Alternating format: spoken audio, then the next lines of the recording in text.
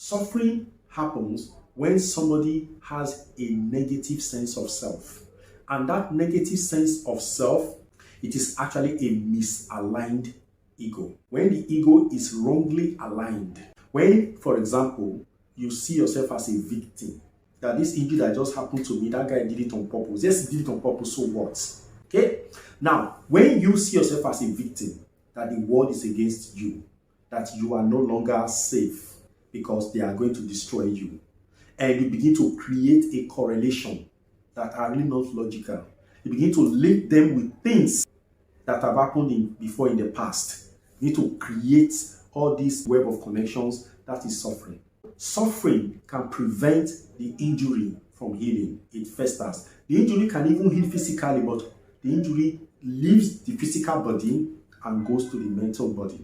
So when an injury graduates from the physical body to the mental body, suffering begins. And when you begin to nurse that injury at the mental level, sometimes it affects even the physical injury from healing. There's a connection, body-mind connection I can bring about that. That's why some people have sores that never heal because they believe that somebody in their family is doing them, or it is according to their sins. That's why it is there. Your belief holds it there.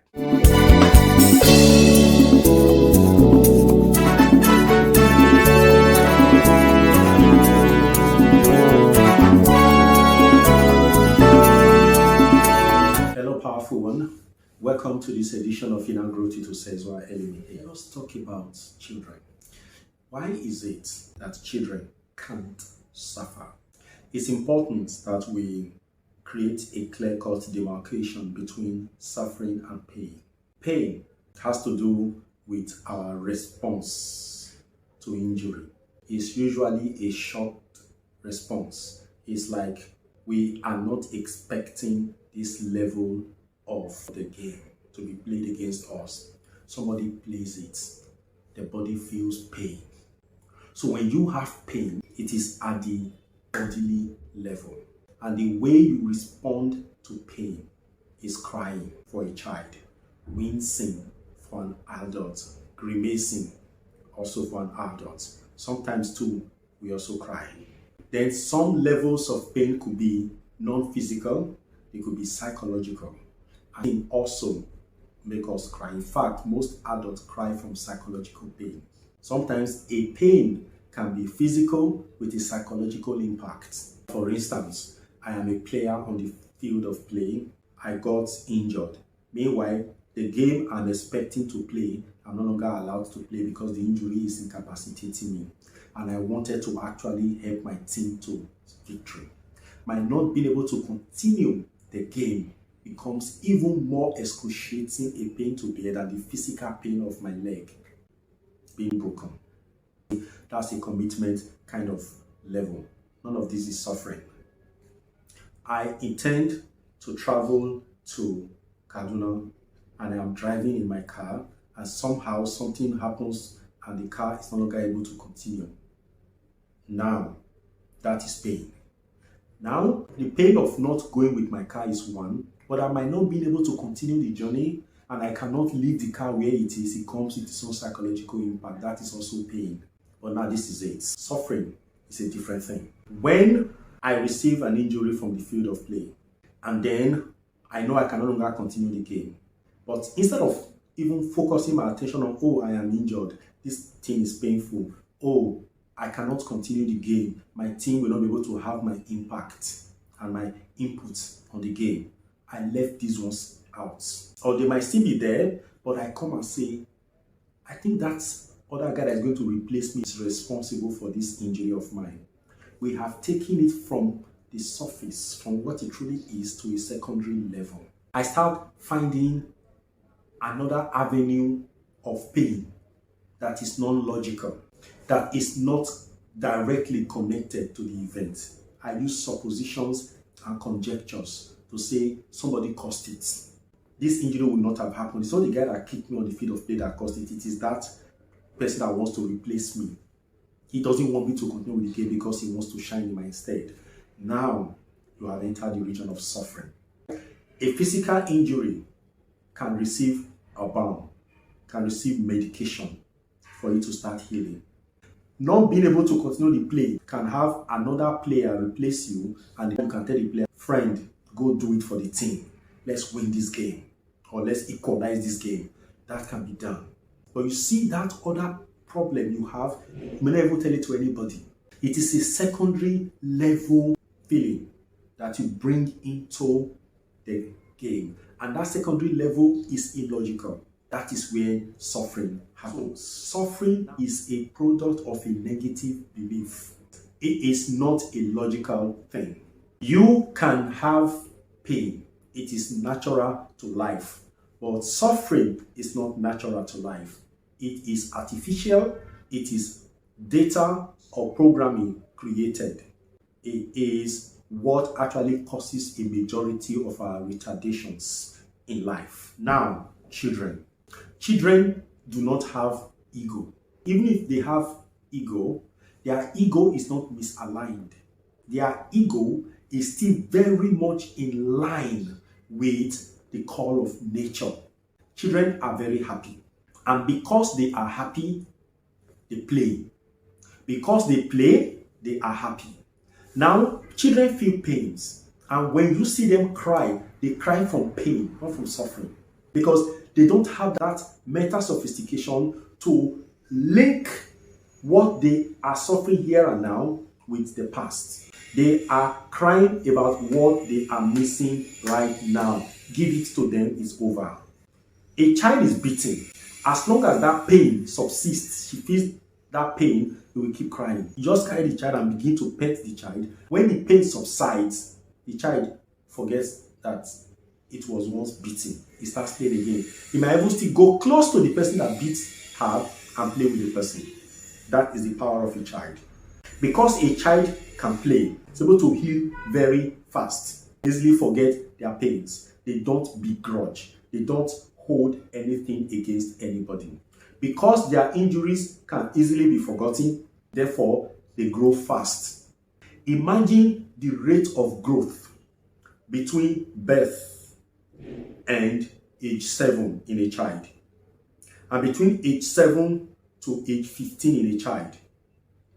It is marvelous. But the moment the child hits 18, growth begins to stall. It begins to be slow. Some stop completely at that time. The other growth that will be happening will be vertical growth, where they start attaching unnecessary weights, pounds to themselves. Sometimes it's necessary too. They begin to attach that. But talking about vertical growth, some of them are stopped at 18. Some stop at 24, 23, 25. Now, when growth stops at the corporal level, what then happens? For some, growth also stops at the mental level, because programming has actually taken away the possibility of growth. What is growth? New learnings, new orientations, new experiences. Programming prevents new experiences from happening, because the program wants experience to happen the way it has happened before. They keep taking you around there. So even when new things happen, you will read them from the perspective of old experiences. You don't get the novelty from those things. So why is it that children can't suffer? They can't suffer because their sense of self is healthy. Their sense of self has not been poisoned by negative orientations, by the negative programs. So their sense of self is not exclusive. It's not detached from the world, from reality. Every child sees themselves as part of existence. That is why when you take your eye away from a child, they cry, because they want that connection to continue, because they see themselves as the extension of the adult world. They don't see themselves as separate from them. This is the reason it is impossible for a child to hate. Now, with that level of life, a child has access to immense power from the universe, because this child has not been yanked off from the flow of strength, from the flow of power. And what makes it so is because children are humble. Because they are connected to life, they see themselves as part and parcel of life, part and parcel of existence. Everybody is their friend until something otherwise is proven. But some children, because of very deadly parents that they have, parents that have been marred by life also, because knowing that from age 0 to 7, a child is open like a book to be written upon, therefore, they will pick the attitude of their parents. If you have a parent that is distrusting, that sees everybody as evil at first sight, and does not believe that people are good, this child begins to absorb it. And then they can also behave that way. But it's doing that from a sense of programs, not from a sense of self.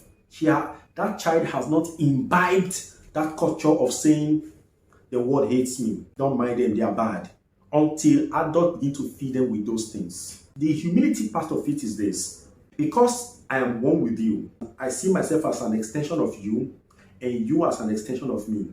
Everything to a child is good. Nothing is actually bad. When you see the things that a child does not like, a child does not like it. When a child uses the word bad, it's not referring to bad from the perspective of evil. It's referring to it from the perspective of the child has had an experience with it that the child did not like is bad. Or the child has been told by an adult that that thing is bad. And because the child trusts, the humility makes them trust.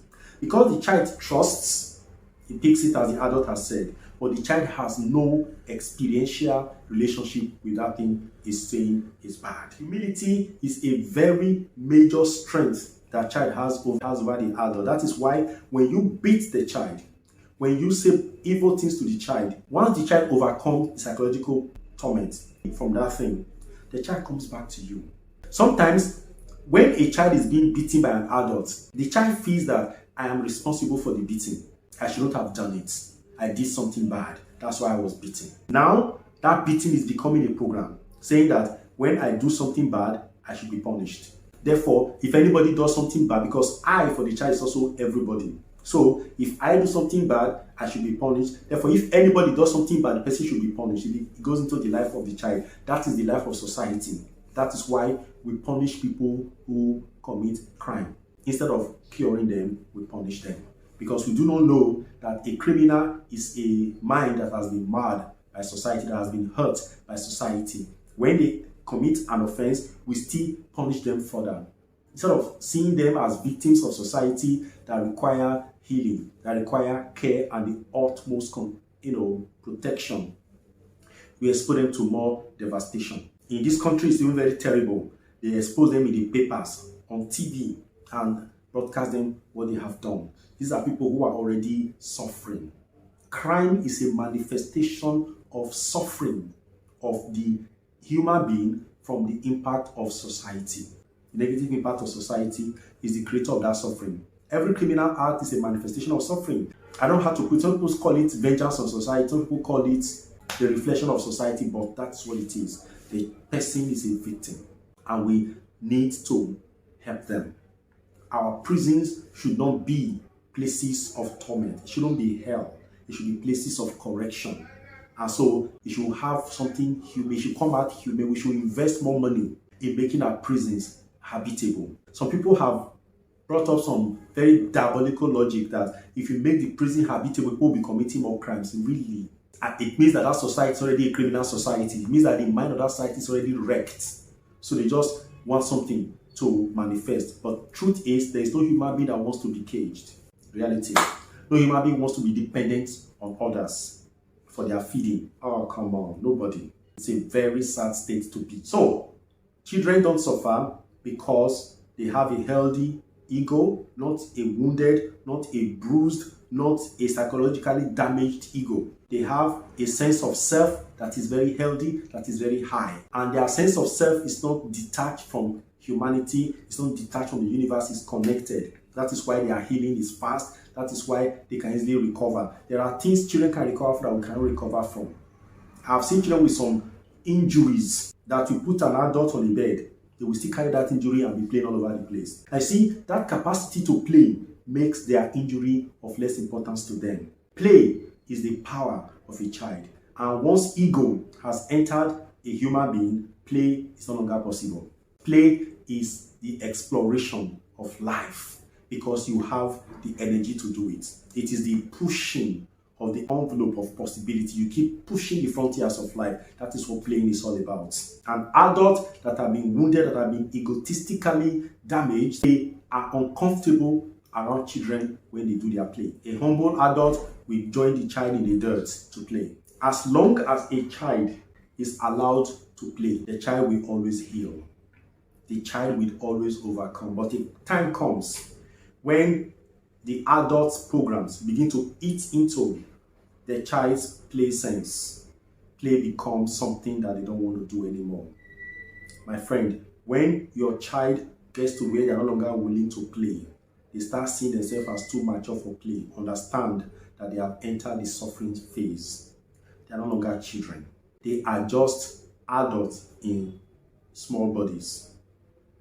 The negativity of the adult world has been implanted into them. And please, save that child by talking that child out of it and let your children play. Let the children play. A child that stops playing will become a very stunted adult. I'm not talking about stunting from the physical sense, but from the mental sense. Playful adults are still the best adults around. They are still the most creative adults around. Creativity is playfulness. Playfulness is experimentation. It is the pushing of the frontiers of life. It is the absence of suffering. Well, that is where we end it on this edition. If this makes sense to you, send it to adults that you know, parents that you know. Let them watch and then see if they can have their change of heart. Because even you that are watching, you understand that you need to go back to your childhood, because your childhood is your ideal humanity. A child's humanity hasn't failed. It is still very much on course. We are gradually teaching them how to make their humanity fail. Until you, me, get back to our child state of life, we are stuck here. We can never leave. We may die. Some of you believe that there is no reincarnation. I laugh. Your belief does not change it. Until you pass the reason why you were made human in the first place, you will keep recycling. Embrace the child mentality, and then you can become happier and you can solve the problem of your existence easily.